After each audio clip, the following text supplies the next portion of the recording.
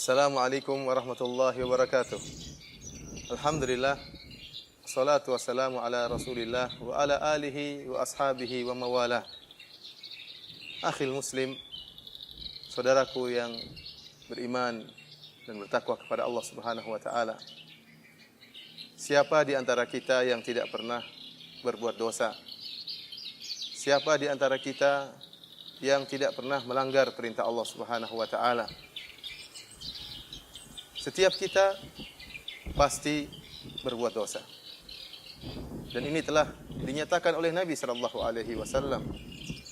Kullu bani Adam khata'. Setiap anak Adam khata'. Dan khata' dalam bahasa Arab artinya senantiasa terjerumus dalam dosa.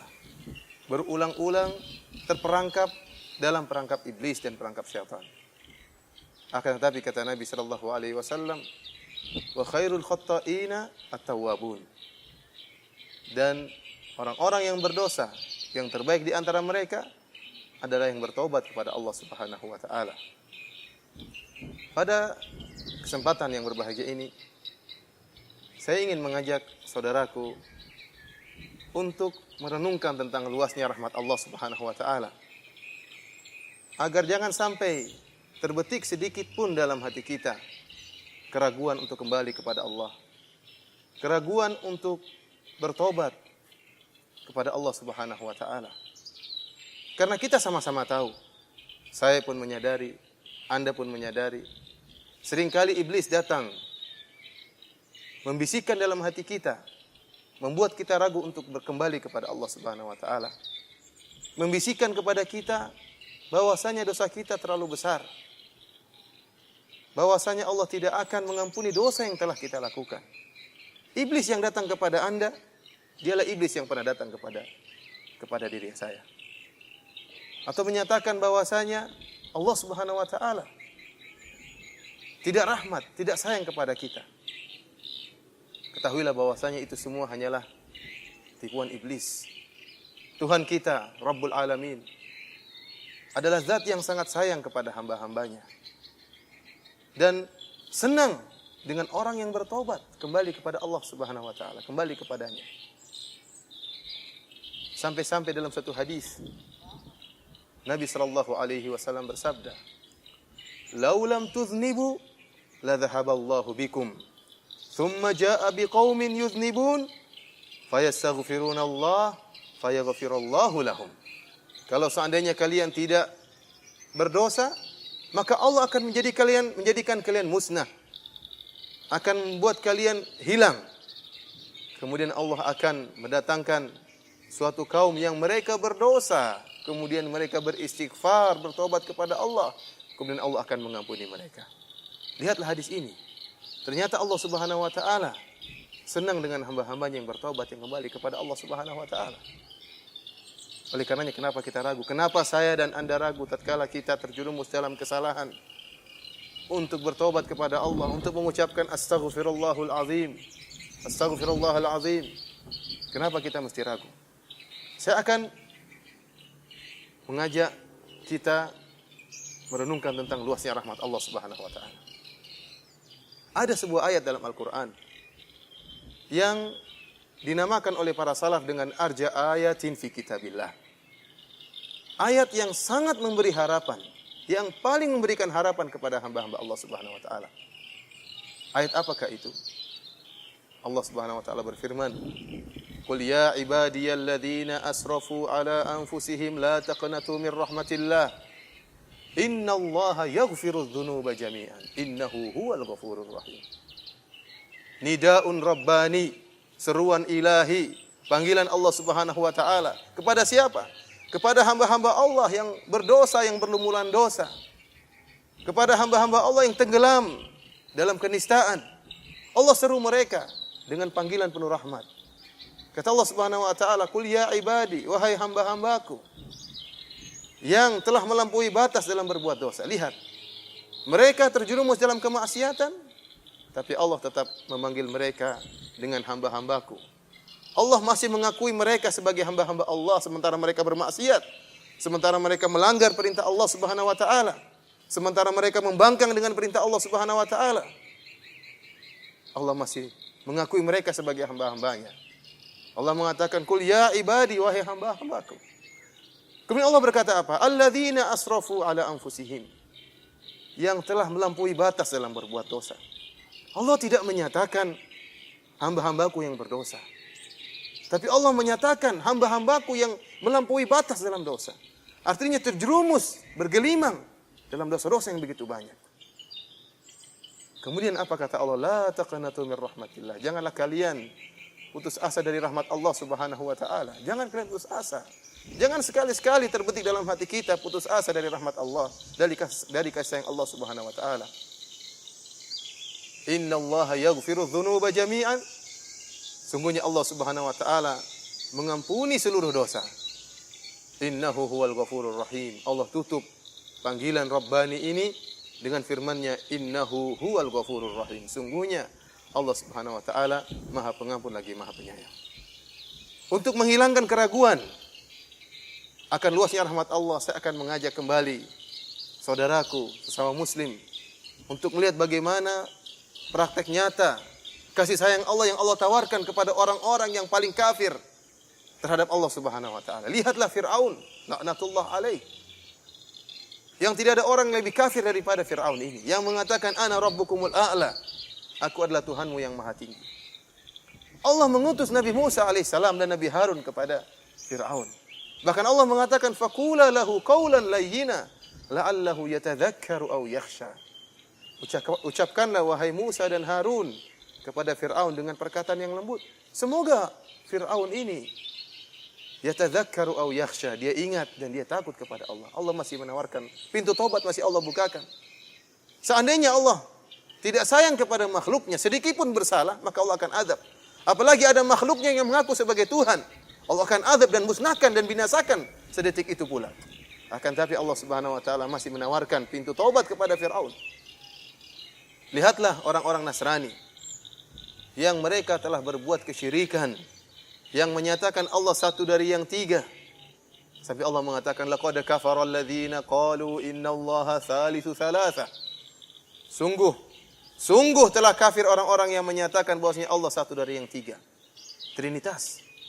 Allah mengancam neraka, mereka akan diazab neraka jahanam kalau mereka tidak bertobat. Tapi di akhir ayat apa kata Allah?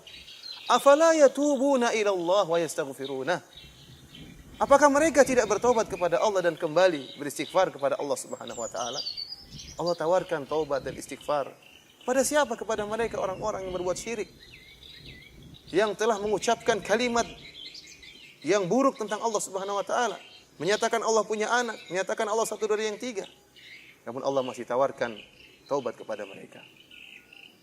Mari kita renungkan lagi tentang ayat yang lain, yang Allah bercerita tentang Ashabul Ukhdud, tentang raja-raja yang zalim, yang mereka telah membakar hidup-hidup kaum mukminin dan kaum mukminat dengan jumlah puluhan ribu, hanya karena mereka mengatakan amanna billah, hanya karena mereka beriman kepada Allah.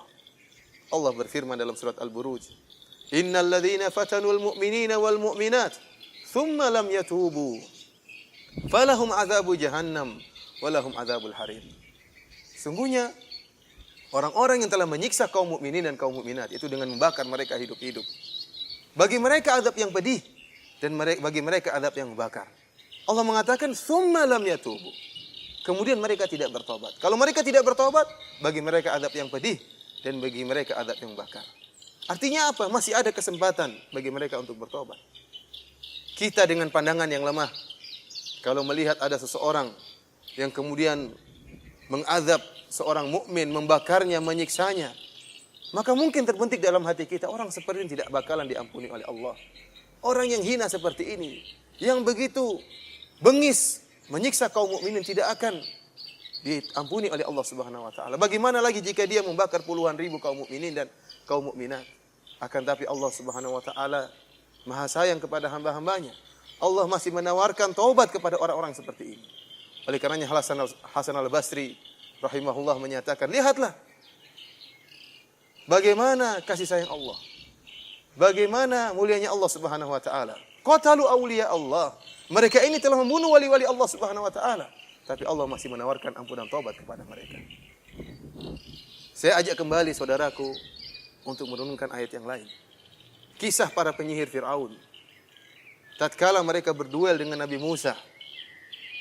Para penyihir yang telah dikumpulkan oleh Fir'aun, yang disebutkan oleh sebagian ahli tafsir, jumlah mereka ribuan. Dan profesi mereka adalah tukang sihir. Dan kita tahu sihir adalah kesyirikan. Yang syirik merupakan dosa besar. Lebih besar daripada membunuh orang lain. Lebih besar daripada mencuri, lebih besar daripada merampok, lebih besar daripada durhaka kepada kedua orang tua, lebih besar daripada berzina. Hidup mereka bertahun-tahun atau bahkan puluhan tahun berkecimpung dalam dunia kesyirikan. Betapa besar dosa yang mereka lakukan.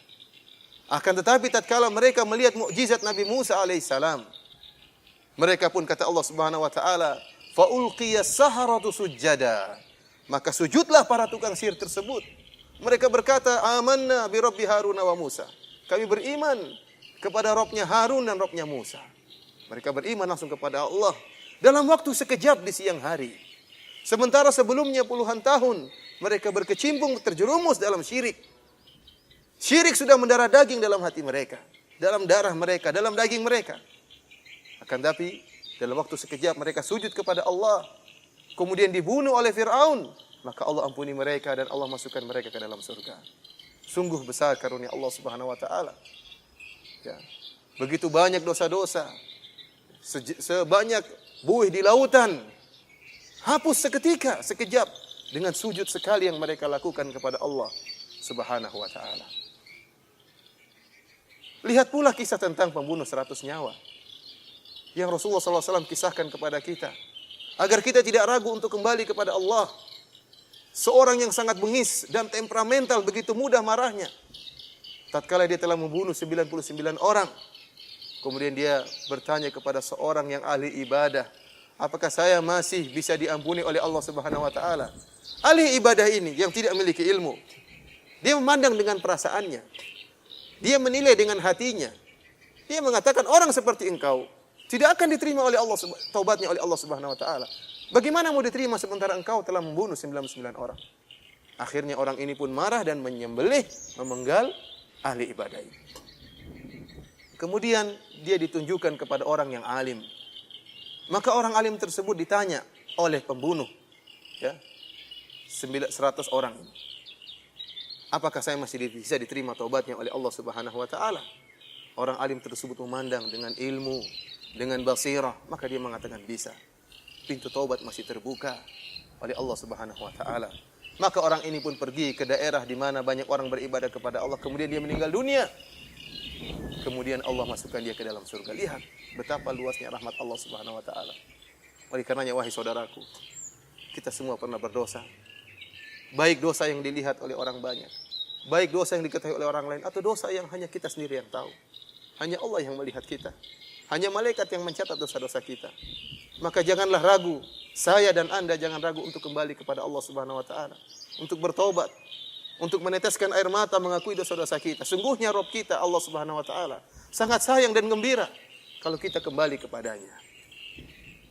Demikian, wassallallahu ala nabiyyina Muhammad wa ala alihi wa sahbihi wasallam.